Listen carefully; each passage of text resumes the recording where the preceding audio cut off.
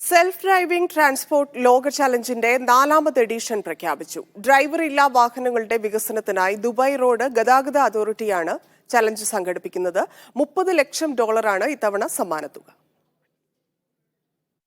സ്വയം നിയന്ത്രിച്ചോടുന്ന ഒന്നിലധികം സംയോജിത ഗതാഗത സംവിധാനങ്ങൾ വികസിപ്പിക്കാൻ പ്രാപ്തിയുള്ള കമ്പനികൾ, അവർക്കാണ് ചലഞ്ചിൽ പങ്കെടുക്കാനുള്ള അവസരം.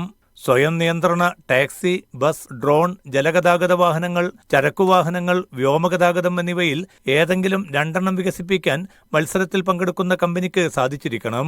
ഇങ്ങനെ വികസിപ്പിച്ചെടുക്കുന്ന ഗതാഗത സംവിധാനങ്ങൾ യാത്രക്കാരുടെ സുരക്ഷ ഉറപ്പുവരുത്തുന്നതുകൂടിയാകണം.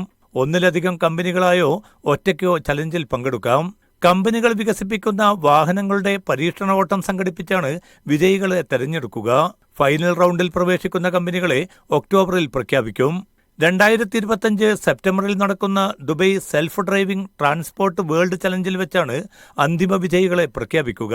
2030 രാജ്യത്തെ മൊത്തം വാഹനങ്ങളുടെ 25% സ്വയം നിയന്ത്രിത വാഹനങ്ങളാക്കി മാറ്റാനാണ് UAE ലക്ഷ്യമിടുന്നത്. Media 1 Dubai. എണ്ണിപ്പറയും ഓരോ വോട്ടും. June 4 media 1-നൊപ്പം.